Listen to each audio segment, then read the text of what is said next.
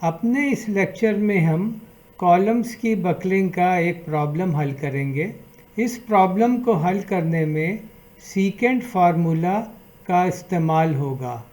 Problem की statement कुछ यूँ है: a column of circular cross section is subjected to a load of 120 kilonewton. The load is parallel to the axis of the column but eccentric by an amount of 2.5 millimeter. The external and internal diameters of the columns are 60 millimeter and 50 millimeter respectively. Both the ends of the column are supported by pin supports. The length of the column is 2.1 meter. Determine the maximum stress in the column if E is equal to 200 gigapascal. तो ये हमारा अगर column है और ये इसका axis है, तो जो फोर्स लगी हुई है वो कंप्रेसिव है और वो 2.5 मिलीमीटर ऑफ है सेंटर से, और इसकी जो लेंथ है वो हमें मालूम है कि वो 2.1 मीटर है। क्रॉस सेक्शन इसका सर्कुलर है और हॉलो सर्कुलर है, जो कुछ यूँ हुआ।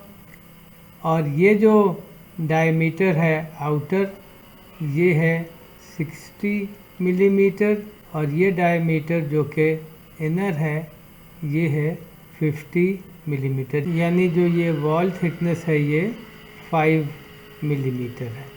इस प्रॉब्लम को हल करने के लिए जो हम प्रोसीजर इस्तेमाल करेंगे वो बड़ा सीधा सीधा होगा। जो फार्मूला हम इस्तेमाल करेंगे मैक्सिमम स्ट्रेस के लिए वो है sigma max is equal to P over A plus P E C over I secant, और सीकेंट का जो आर्गूमेंट है वो है P over E I under the root into L effective over 2।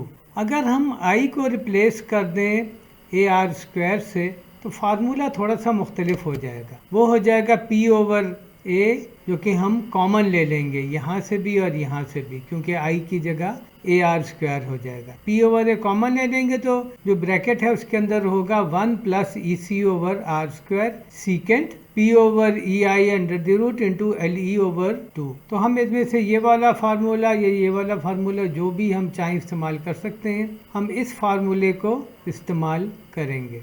जो गिवन डाटा है हमारा इस प्रॉब्लम का वो ये है, जो कंप्रेसिव लोड है उसकी वैल्यू हमें पता है कि वो 120 किलो न्यूटन है। जो लोड है ये एक्सेंट्रिक है, तो एक्सेंट्रिसिटी की वैल्यू है 2.5 मिलीमीटर।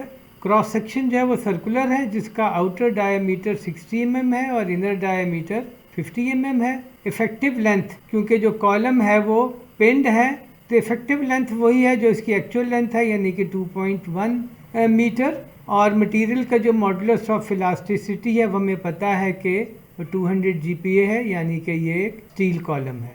अब हम इस प्रॉब्लम के सोल्यूशन पर आते हैं।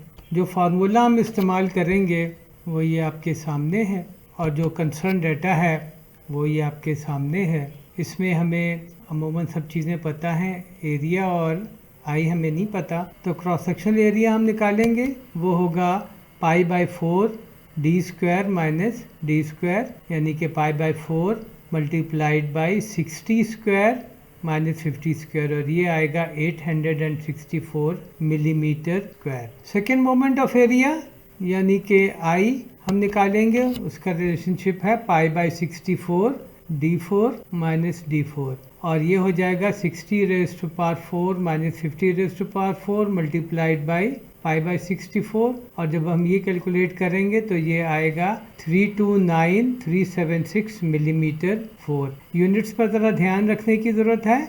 यहाँ पे भी हमने मिलीमीटर इस्तेमाल किए हैं और यहाँ पे भी मिलीमीटर इस्तेमाल किए हैं। अगली चीज़ जो हमने करनी है वो ये कि इस फार्मूले की मुख्तलिफ चीज़ें हम कैलकुलेट करेंगे बारी बारी। तो सबसे पहले हम जो सीकेंट वाली टर्म है उससे डील करेंगे। तो सीकेंट वाली टर्म जो है, यानी कि जो ये है वो है secant P over E I under the root multiplied by L E over 2। तो वो हो जाएगा सीकेंट पी जो है वो है 120 kilo Newton divided by 200 giga pascal multiplied by 329376 millimetre 4, यानी कि आई, और इसका हम स्क्वायर रूट लेंगे और उसको मल्टीप्लाई करेंगे 2.1 मीटर डिवाइडेड बाई 2 से, यानी कि ये वाली टर्म।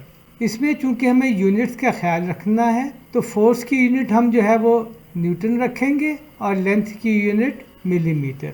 तो जो 120 किलो न्यूटन है वो हो जाएगा 120 इंटू 10⁻³ और ये 200 जो गीगा पास्कल है वो हो जाएगा 200 इंटू 10⁻³ न्यूटन पर मिलीमीटर स्क्वायर।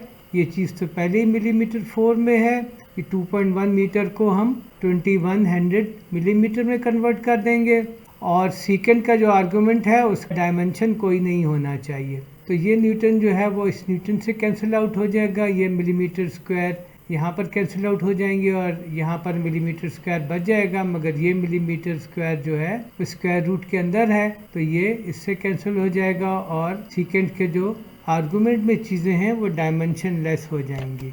तो इसको हम जब कैलकुलेट करेंगे तो ये आएगा 6.539। अब हम इस पूरी टर्म को कैलकुलेट कर लेते हैं। P/EC/I secant P/EI under the root into LE/2। तो P है 120 इंटू 10⁻³ न्यूटन मल्टीप्लाइड बाई 2.5 मिलीमीटर जो कि E है और C जो है वो 30 mm है, यानी कि सेंटर से जो आउटर मोस्ट फाइबर है उसका डिस्टेंस, और इसको मल्टीप्लाई करेंगे 6.539 से जो कि यहाँ से आया है और इसको हम डिवाइड करेंगे 329376 से। जब हम ये कर लेंगे तो जवाब आएगा 178.7 मेगा पास्कल। अगली टर्म है P/A की, यानी कि ये वाली। तो P/A बड़ा आसान है। P जो है वो 120 किलो न्यूटन है और A हम पहले निकाल चुके हैं। ये है 864 मिलीमीटर स्क्वायर। ये हम कैलकुलेशन जब करेंगे तो ये होगा 138.9 मेगा पास्कल। तो सिग्मा मैक्स की वैल्यू फिर हो जाएगी 138.9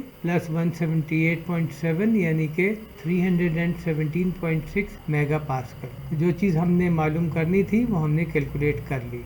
उम्मीद है ये लेक्चर आपको पसंद आया होगा। Thank you.